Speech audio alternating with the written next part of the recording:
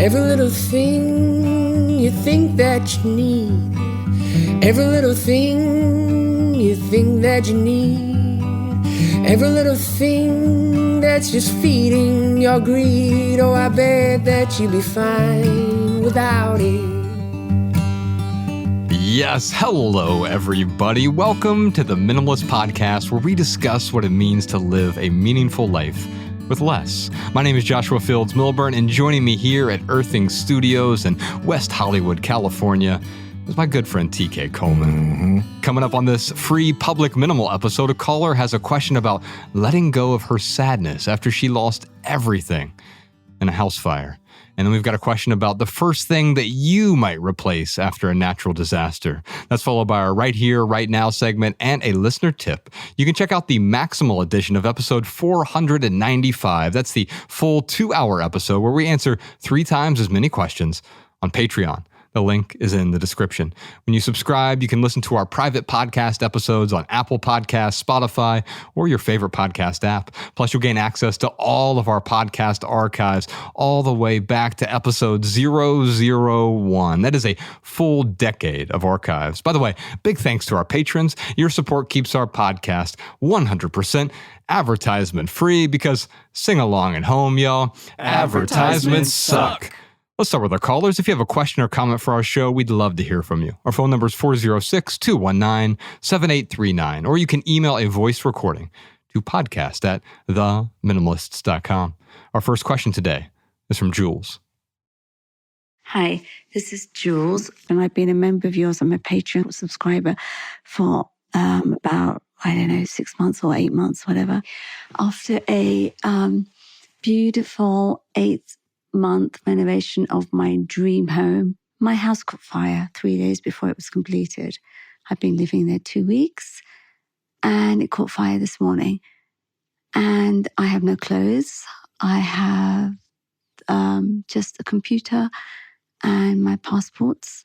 I'm in Switzerland, so, we're incredibly insured. So everything is good. I'm not worried too much about getting my money back, but I'm sad about the house.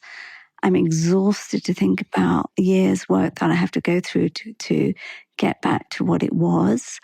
So in Switzerland, what they do is you pay an insurance. So the firemen come and they say, okay, we're going to assess the damage. We're going to take everything out of the house. We're going to clean it, going to put it back in. And we're going to then, what we can't put back in, we'll reimburse you. I mean, it's an incredible situation. So in one way, I'm blessed. But in the other way, I'm thinking, is this an opportunity? I had a lot of clothes. I had a lot of expensive dresses and clothes. And I have a life. I'm 62 years old. It's life of stuff. I had already had a huge purge, and it's a chance for a new beginning. Yeah, I'm quite excited by that too. Do I leave the past behind and move forward? I'm sure... I'm sure you'd say, yes, now's a chance to go forward. I'm not sure. I don't know. Help me. Is this an opportunity to start over? Is this an opportunity to begin again? And of course, Jules, you already know the answer to that is yes. You're saying yes, but that also doesn't get rid of the sadness just because you know that this is an opportunity. It's always an opportunity to begin again.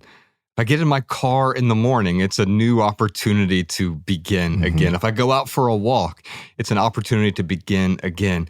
If I accidentally mistreat someone I love, I can learn from that, and it's an opportunity to begin again. TK, I love questions like these, and that's probably surprising to hear because I do feel a sense of sadness for Jules as well because she's sad and she's grieving through this. But she also said she's a little bit excited about this as well. And so she's asking about letting go of that sadness after being forced to let go of everything that she owned. This happens more than you would think. We see it at our events. In our last book, Love People Use Things, there was a couple from Minnesota that I wrote about who came to one of our live events, and their entire house burned down. And they said it was incredibly relieving, which made me think about one of my favorite quotes is from Epictetus, the famous Stoic philosopher and teacher. He said, "It's not things that upset us, but our thoughts about those things." And Jason and Jen Kirkendall, the folks in our book whose home burnt down, their thoughts about it at first were devastating. Oh my God, we just lost everything. But then they realized they had been simplifying for a few months before that, just as I assume Jules has been doing as well. She's been simplifying because I can tell with her mindset there's a letting go that's going on here. And so in a way, the home burning down was a relief. Not that they wanted it. It was still a huge inconvenience. And so I had to think about this in my own life. What would happen to me if a natural disaster happened similar to Jules at my home? And something did happen a couple of years ago. Our entire crawl space flooded. And it was a type of natural disaster. Our whole neighborhood flooded there in Ojai. And it was tens of thousands of dollars worth of damage. And I had to pay for some of it. We have a very high deductible on our insurance. Yeah. So I had to take money from my emergency fund. But then insurance eventually did pay for a lot of the other damage. However, what if I lost everything in a fire? What would happen? Well, I've lost everything before. You know, when I let go of something, I realize what I'm making room for. But when you're forced to let go of something, it becomes more difficult. It feels like something has been taken from you or stolen from you. Now, if Jules were one of your clutter counseling clients, TK, what are some of the questions you would ask her to start? What did you love about the things you had to let go of? What were some of your hopes? What were some of your plans? I think it's so important that in the process of letting go, we don't commit the two fallacies that often make letting go extremely difficult, if not impossible. And that's letting go of too much and letting go too soon. Letting go of too much says, I've got to jettison everything in order to cope, when in reality, you don't have to let go of the wisdom and the lessons and the insights and the memories in order to be able to move on. It's possible to hold on to some aspects of it. And you don't have to let go of everything today. You don't have to stop feeling sad by midnight tonight. You've got some time. In fact, if you let the sadness take its own course and you tend rather to the needs of your soul and to the narratives of your mind, the sadness will often move through you on its own time, and it'll be a lot easier. And so I like to start with saying, before we try to push past this, before we try to move on, let's be truthful about the grief. Let's be truthful about the sadness. And let's talk about, what were your hopes? What were your plans? What did you want to do with those things? Because many of those hopes and those plans at the level of their essence may still be able to move on in a way that's bigger than the things. And now letting go of these things is our opportunity to get more creative and rethink how we can retain some of those hopes and those plans in the absence of those things. Letting go of a thing is different from losing everything. You can lose everything and still not let go of it emotionally and mentally, right? Now, before we were recording this episode, we were preparing for it, and you said something really profound to me. You said, when all is lost, only what mattered is mourned. Tell me more about that. I was talking with a friend this very morning who mentioned that there was a period of time where his father lived with him. And his father ate a ton of food, and it really irritated him. He felt bad about how much it irritated him, but it did. It's like his father just ate everything in the fridge. He'd come home from a hard day's work, even though he had just bought groceries like a couple of days or prior, and the father would have eaten nearly everything. And he argued with him about it. He got upset about it. And one day, his house caught fire, and he lost his home. And as this was happening, he thought he had lost his father. And thankfully, his father was okay and he was all right. And one day, after he gets on the other side of this, he's at his home and he's just looking at a bowl of fruit that's sitting on the counter. And he's thinking to himself, if my father were gone, I'd have all that fruit to myself and it wouldn't matter at all. I'd rather have my father and fight with him over eating too much of my fruit. Sometimes when we lose things, it makes us remember what really matters. But when we have all the important things, we take them for granted and we bicker and we fight over the non-essentials. We get mad at each other because you took 2 cookies instead of 1. We get mad at each other because you left the toilet seat up rather than putting it down. We get mad at each other because of this and because of that. And yes, it seems like we care so deeply about things. But then once we lose something bigger, we say, oh, I had it so good. And I'd give anything in the world to fight with that person about that little unimportant thing again. You're reminding me of Sam Harris, a previous podcast guest of ours. And he talks about there are at least 1 billion people in the world right now who would trade their life for yours. Even amid the disaster, the natural disasters. And this happens in other ways as well. And our thoughts about the things often amplify the sadness, right? Because there's not a sadness inherent in losing one's home. It's the sadness about, well, the sadness says something about reality in a way, right? It says that my reality doesn't map onto my expectations. Or a nice way to say that are my hopes. I hoped this would be my final home. I hoped this would be my dream home. And that's a type of expectation. And when that is taken away from you and there's no way for you to meet that expectation, that's when the sadness creeps in, or sometimes for other people, it's anger. When we lose something, we're losing something we thought we had. And it can be a home, it can be material possessions, it can be a relationship. I have a friend who lost his volleyball league and was devastated by it. And it's easy for me to sneer at that at first, like, oh, it's just a volleyball league. Yeah, to me.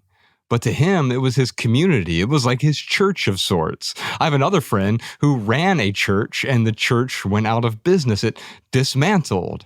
And he felt like he had lost everything, right?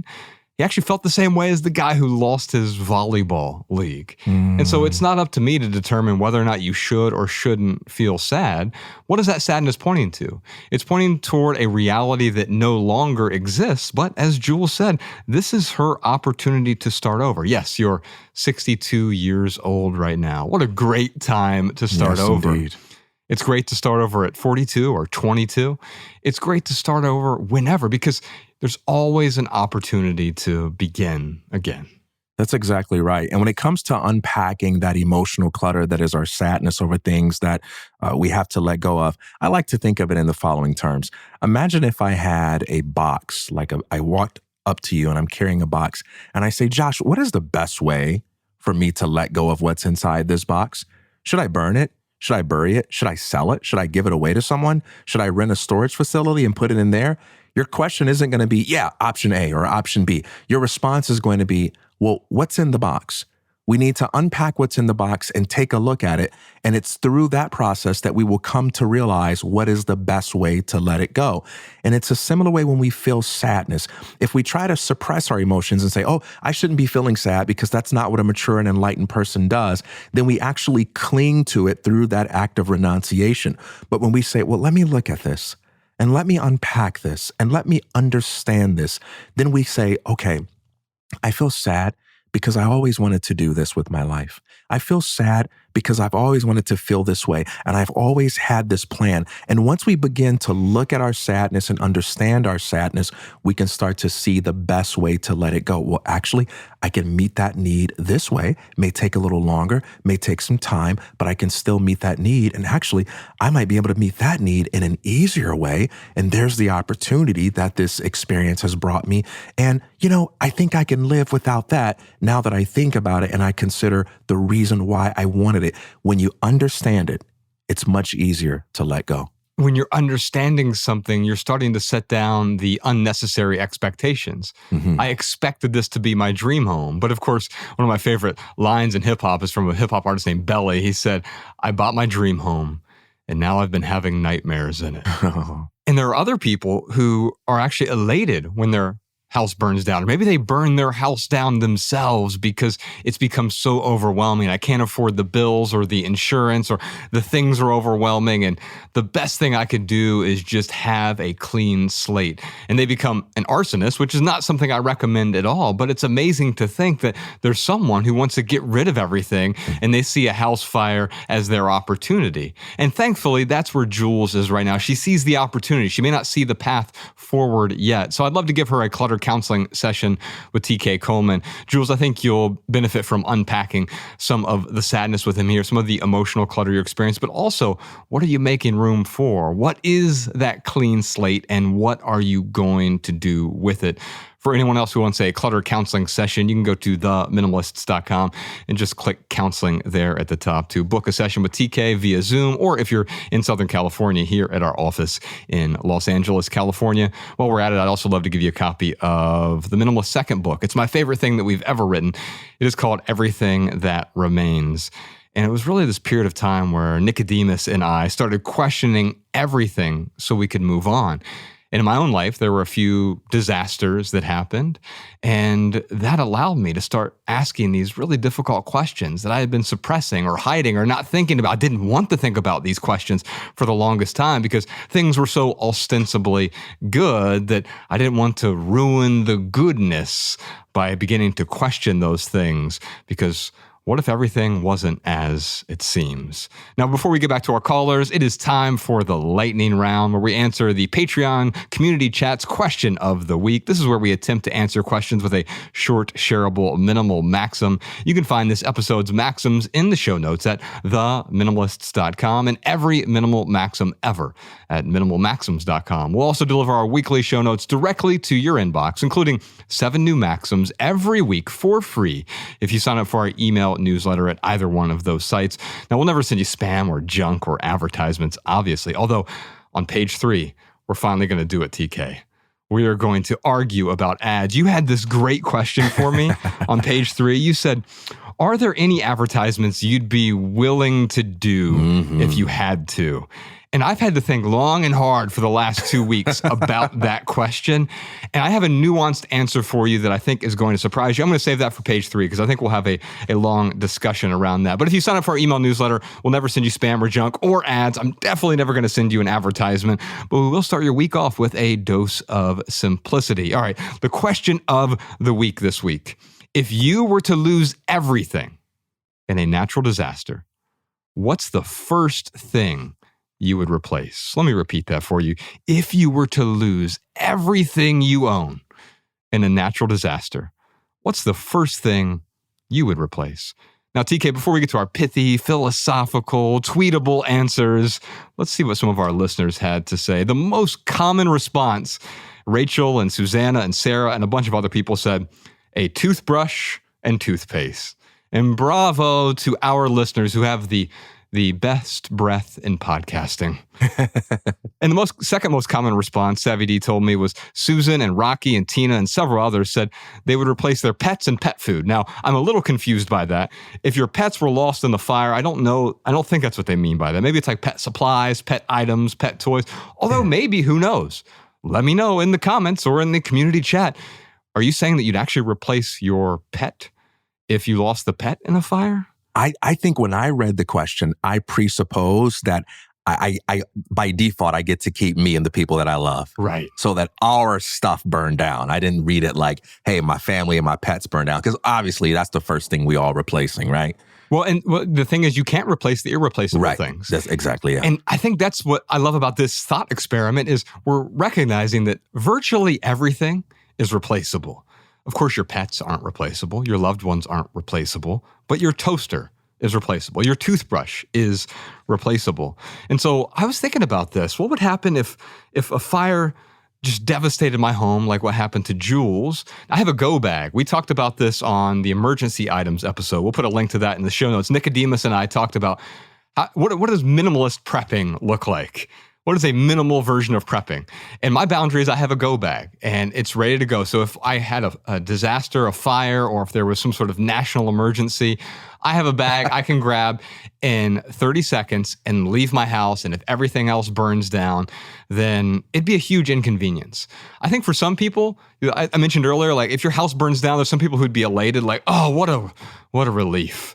And then there's someone else who's like devastated and they can't ever let go and it's awful. I'm somewhere in between that where it'd feel like a giant inconvenience to me. Yeah. And I dislike inconveniences. It'd be like the biggest inconvenience because now I have to replace furniture and there are and of course there are some sentimental items that are irreplaceable. We'll talk about sentimental items here in a moment. But I thought about what would I replace?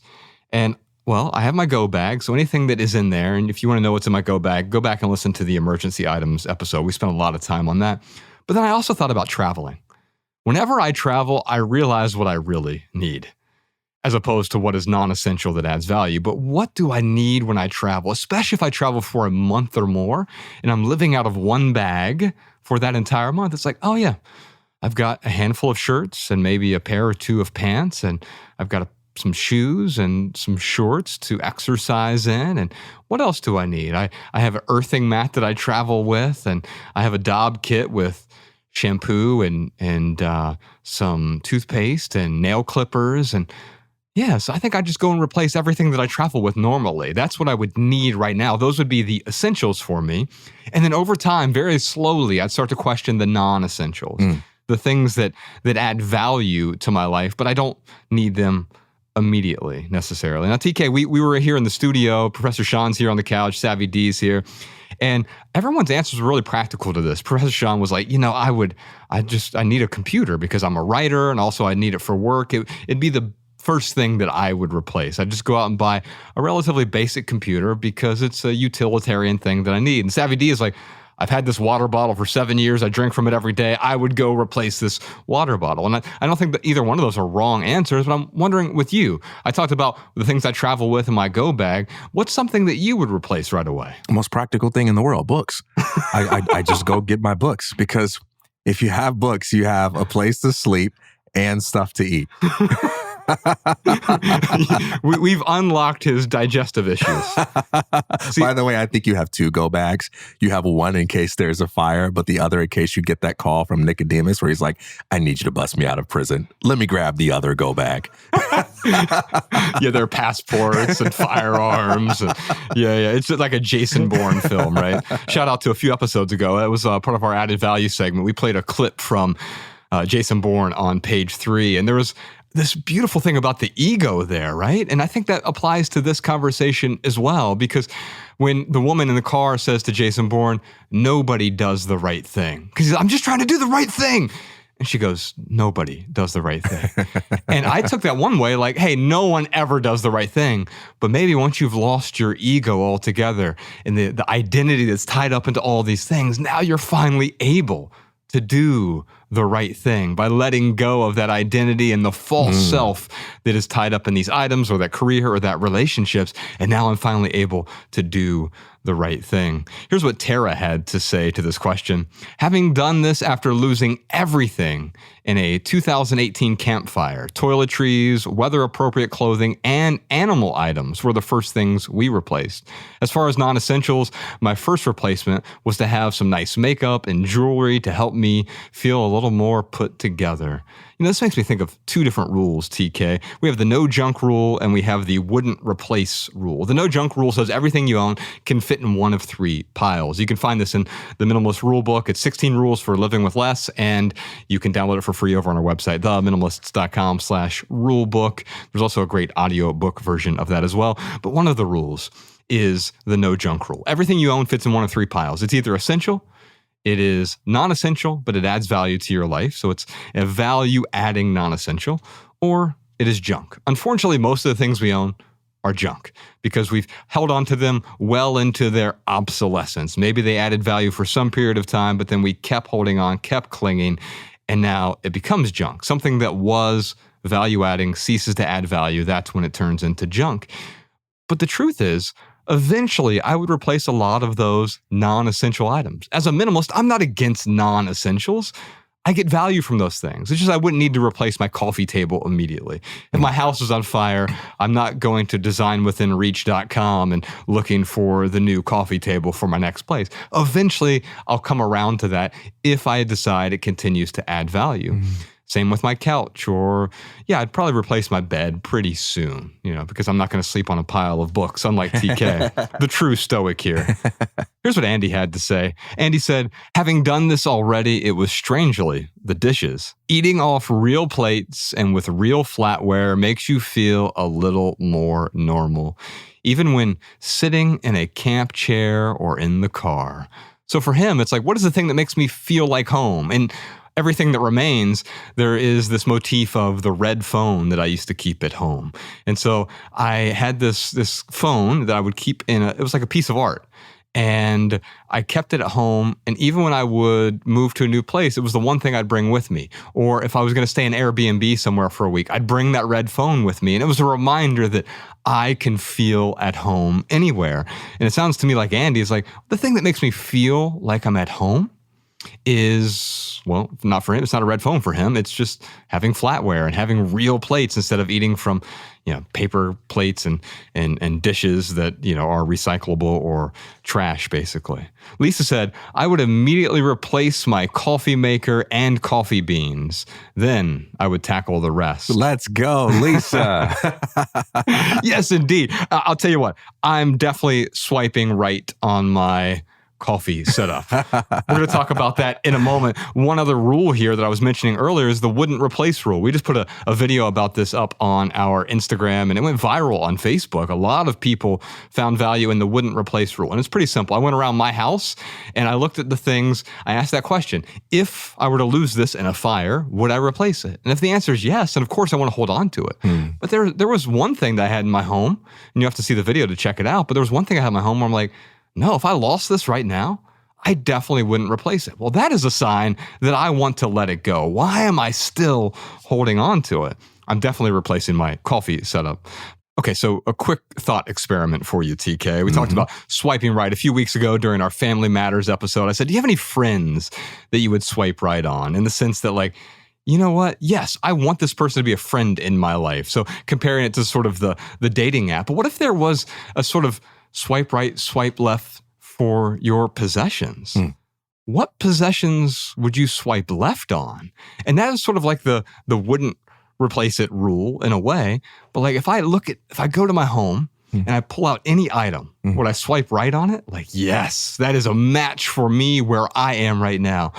Or would I be like, nah, not interested? If I didn't own it, would I still swipe right on it? Or would I swipe left on it? And if I would swipe left on it, why am I still holding on to it? Do you have any possessions that you might swipe left on? Not personally, but I think a lot of questions that we've gotten over the years indicate that gifts from other people might be a great candidate for a lot of folks out there, because there are some people that say, I want to get rid of this, but it's a t-shirt that my best friend gave me for my birthday. Or it's something that it really meant a lot to them to give it to me. I don't really like it, but I don't want them to ever come over and see that it's gone and, feel bad. These are the types of people that might feel really good if something came along and took it away and gave them that excuse. I'd love to hear from our listeners about items they might swipe left on. So send a voice memo to podcast@theminimalists.com. We'll feature your voice on a future episode. Now, TK, I was surprised as I was going through the community chat, not a lot of people talked about their sentimental items. And I think there's probably two reasons for that. One is we tend to think practically and in the moment. I don't need to replace the old framed photographs or my grandma's jacket or old doilies from my mom. Those are things I might think about later, and I might feel a kind of sadness for letting those go or having to let those things go, being forced to let go of the things maybe I didn't want to let go of. So there's a practical side of it, whereas like sentimental items generally aren't very practical. There's some exceptions to that, obviously, but usually a sentimental item isn't practical. But also, if it's truly a sentimental item, the worth is in the person. I love what you say. There are no sentimental items, only sentimental people. If an item is truly sentimental, I couldn't replace it. If I have my mom's old hat box, which has some old photographs in it, it's like the one sentimental item I still have from her. And in order to spontaneously combust, which we talk about all the time, spontaneous combustion rule is my favorite minimalist rule for living well. It's constantly asking, how would I feel if this thing spontaneously combusted?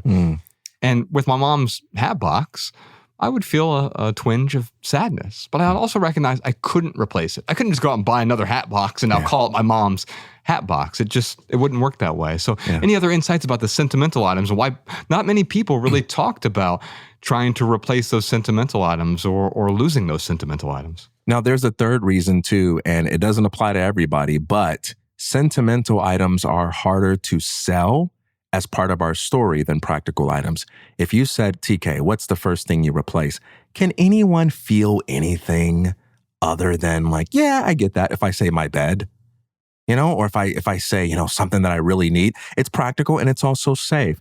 But then if I say something like my Rolex or my trophy from when we won the high school basketball championship or something like that, it sounds so superficial that even if I feel that way, it may be something that I don't tell because I feel like it's a story that won't sell. And by the way, the trophy points toward a championship. If I go out and buy a giant trophy that's 8 feet tall and has a basketball guy at the top of it and say, look, I'm buying this for myself to represent how good I used to be at basketball, you're going to look at me like I'm crazy. Why would you do that, right? I think the same thing is true here. If you lose your trophies in a fire, going out and replacing them doesn't really change the fact that you won that trophy. The trophy was a byproduct. It wasn't the cause of your so-called greatness. Right. And even though that's true, there are some people who would replace those kinds of things. And I don't think our listeners necessarily suppressed that, but I do think that's one of the reasons, one of the possible reasons for sometimes why we don't talk about that, because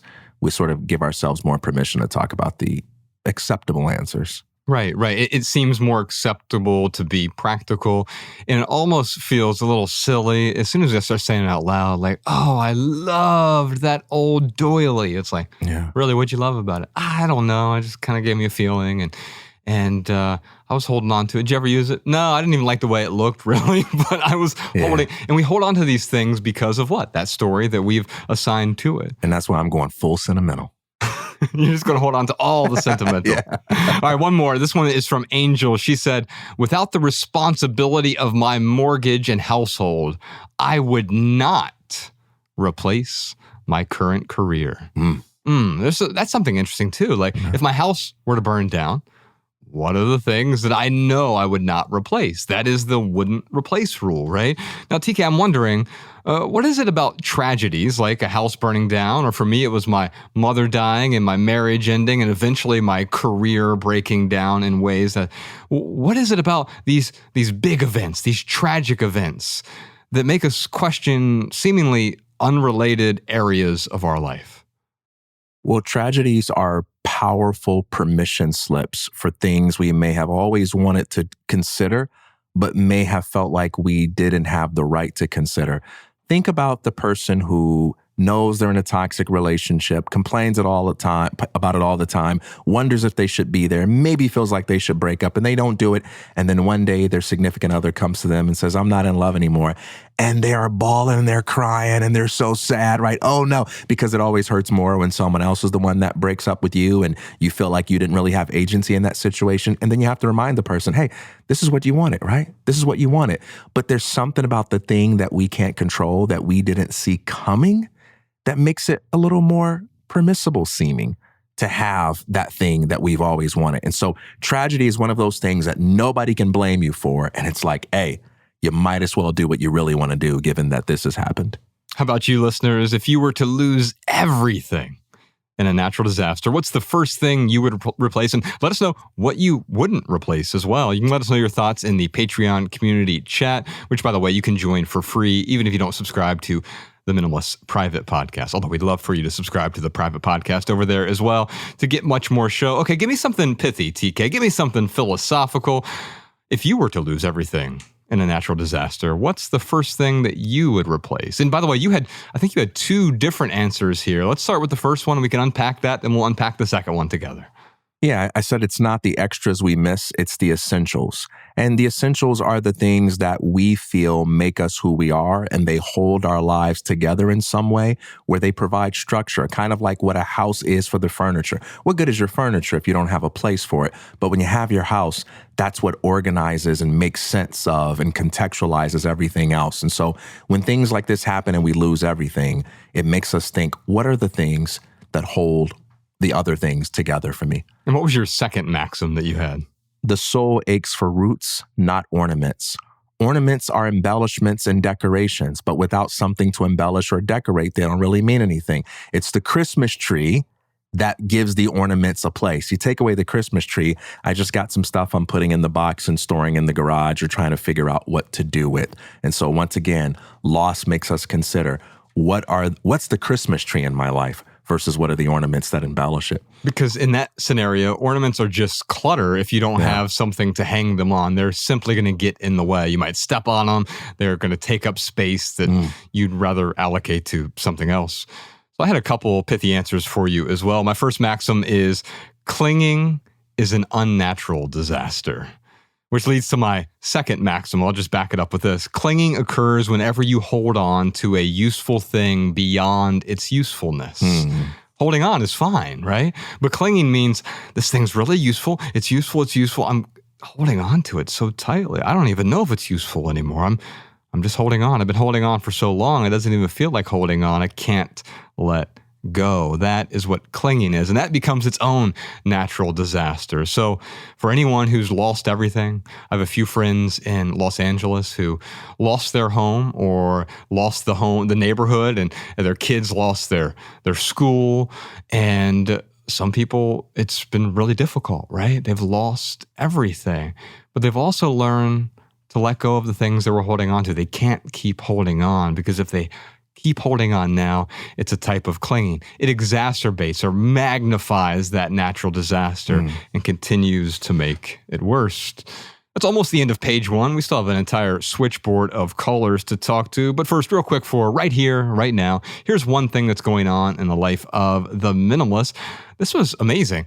My grounding essay that I put out toward the end of last year, it's called I Shouldn't Have to Deal with This. It's now one of our 10 most popular essays of all time. You can check it out at theminimalists.com/earthing.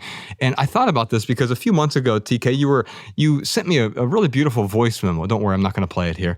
But I'd love to recreate that right now, because you said, hey, I was going to show this to, I think it was your wife or someone else. I wanted to show them this essay about your chronic illness and minimizing the chronic pain and the sleep issues and the inflammation that you had. And so I just Googled it, Joshua Fields Milburn, chronic illness, grounding or whatever, and came across the I Shouldn't Have to Deal with This essay. And you said, I just want to thank you for putting this out in the world. And it was such a kind note to get from you, as someone I really respect. What prompted you to send that message? Michelle was asking me a bunch of questions about what you've been through. And I answered them to the degree that I thought was satisfactory, but she kept asking me for clarifications and details. And I was like, oh, I don't know that. I didn't ask that question. I'm not sure about that detail. And I thought, oh, I'd love to know. But I don't want to call Josh and be like, hey, my wife has these 5 questions, or, hey, can you answer this out of nowhere? And then I thought, well, wait a minute. This just sounds like the kind of thing that he's been asked so much about that he would just write something about. And so I Googled and I found that article, and I was able to read it to her and answer every single one of her questions and give her all the context she needed.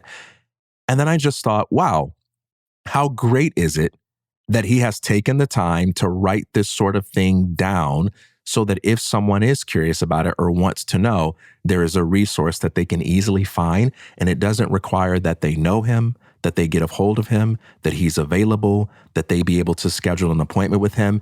And it just made me sort of realize how much telling our story and committing our thoughts to writing really is an act of generosity. Not presumptuousness, because maybe it is the case that no one will care, but generosity, because if someone does come along and they do care, we don't have to still be alive, still be around or available, or even freaking like them for them to get everything they need to get out of our story. Yeah, that's quite often why I write something, is I get a question repeatedly. I remember when we first started Simplifying, Nicodemus and I, when we first started theminimalists.com, it was just the 21-day journey of Ryan's packing party and the sort of philosophical implications of that, but also the practical nuts and bolts, the mechanics of simplifying, of letting go, of doing this giant packing party. And it was writing about it because people were asking questions, and I could start pointing them to that.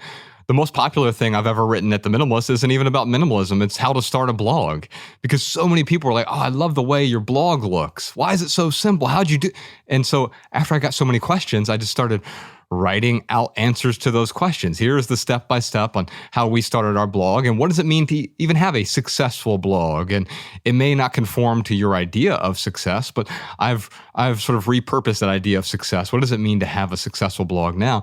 And a lot of the things that I've written over the years, especially with How to Write Better, my writing class, and just different essays, it's an exploration on understanding what I understand, but it's also showing other people what I understand, so I can point toward it. I'm not having to answer the same question all the time. And anyone who suffers with chronic pain or chronic illness or sleep problems, chronic inflammation, they know that feeling of, oh, I shouldn't have to deal with this.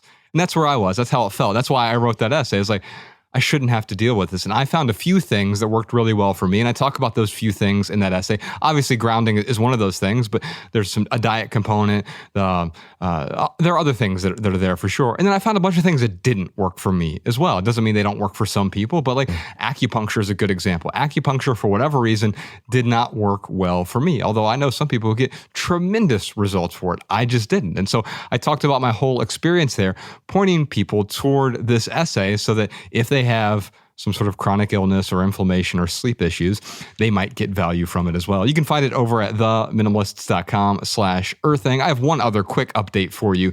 We launched for the first time this year our 5-week decluttering course. It's called Simplify Everything, where we help you declutter all these different areas of life.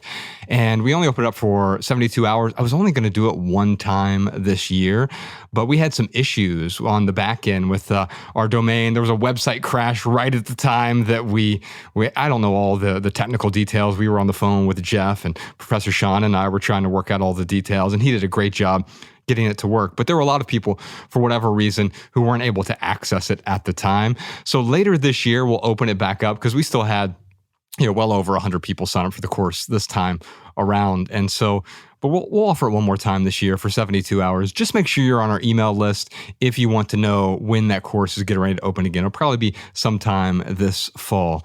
You can get on our email list over at theminimalists.com as well. Here is a minimalist insight from one of our listeners.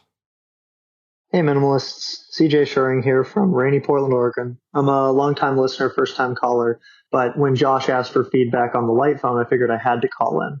I want to start by establishing that the light phone is the perfect phone if you want as much friction as possible between yourself and any task on a phone. It's also the perfect phone if you want to be distracted away from using your smartphone. The first thing that's going to happen anytime you pull out a light phone in public is that somebody's going to ask you about it. You're going to have a social interaction and totally forget about whatever you were going to do originally.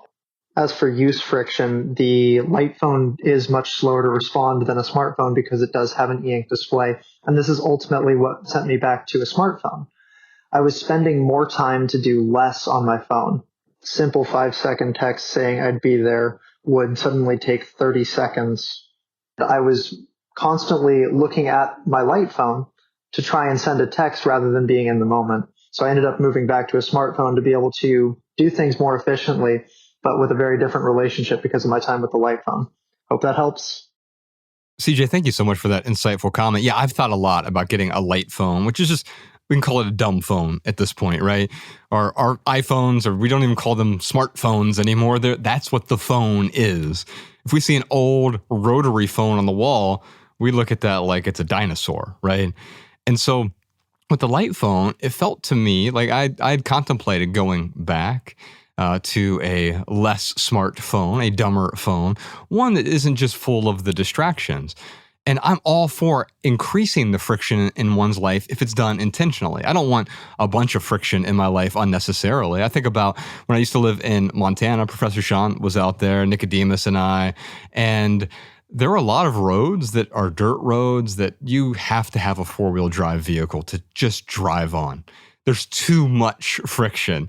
And if you don't have the right car, you're going to get stuck in the middle of nowhere. And you better hope it's not snowing at that point, because then you're going to be in a world of trouble.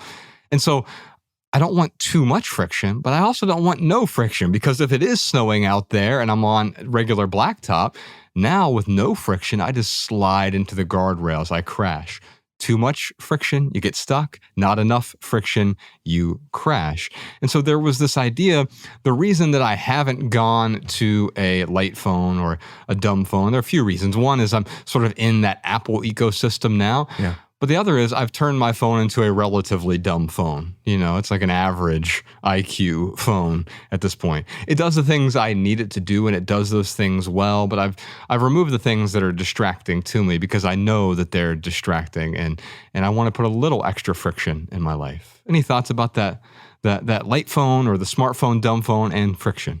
Absolutely. It takes a lot of self-honesty to truthfully look at the amount of friction that you need. So you mentioned the 4-wheel drive and how there are places you can't get through without that. On the other side, it could be easy to say, as you're looking at a non-4-wheel drive and you go, I don't know if that's good for me because, if I go through those places that require a 4-wheel drive, I might get stuck. But then the question is, but do you go through those places? Is that your need? Mm-hmm. Certainly it's someone else's need, but is that your need? And sometimes we can get stuck in analysis paralysis by worrying about questions that don't belong to us, trying to solve for problems that we don't have, trying to meet needs that aren't our own. And so there's plenty of room to say, hey, someone else has different needs and they need different solutions, but I know the rhythms and patterns of my life, and they are such that I don't need that. And so I'm not going to use it for an excuse. And I'm going to introduce the friction in my life that helps make me better, even if there are other people who be inconvenienced too much by it. What you're talking about there is a resolution through boundaries. One video that we did for Instagram, we'll put a link to that in the show notes as well, was about my entryway rule. Originally, Cal Newport called this the foyer rule, or the foyer rule, if you have a big enough house, I guess. I'm not fancy enough to have a foyer, so we just have a little small entryway in our hallway there. And I put my phone on the charger as soon as I get home, and it acts as a home phone while I'm home. It adds that friction into my life so that the distractions don't follow me around. That is my type of resolution through that boundary. But if I'm not careful, if I don't have that boundary, then it's easier to get distracted. If I don't have boundaries on my phone with the apps I use, it's even easier to get distracted. And it turns out that our phone is the biggest weapon of mass distraction. For anyone else who has a listener tip or insight about this episode, we'd love to hear from you. You can send a voice memo to podcast@theminimalists.com so we can feature your voice on the show. Coming up next, page 2 and page 3. But first, let's take a quick pandiculation break. We'll be right back. All right, that's the first 34% of episode 495. We'll see you on Patreon for the full Maximal edition, which includes answers to a bunch more questions. Questions like, is a home an investment if I'm worried about the long-term expenses? How long should I hold on to sentimental items from loved ones who have passed away? How can I convince my friends to pay more attention to me? Plus, a million more questions and simple living segments over on the Minimalist private podcast on Patreon. And that is our minimal episode for today. Big thanks to Earthing Studios for the recording space. On behalf of Ryan Nicodemus, TK Coleman, post-production Peter, Spire Jeff, and Spire Dave, Professor Sean on the couch, Savvy D on the board, and the rest of our team, I'm Joshua Fields Milburn. If you leave here with just one message, let it be this: love people and use things, because the opposite never works. Thanks for listening, y'all. We'll see you next time. Peace. Every little thing you think that you need, every little thing you think that you need, every little thing that's just feeding your greed. Oh, I bet that you'd be fine without it.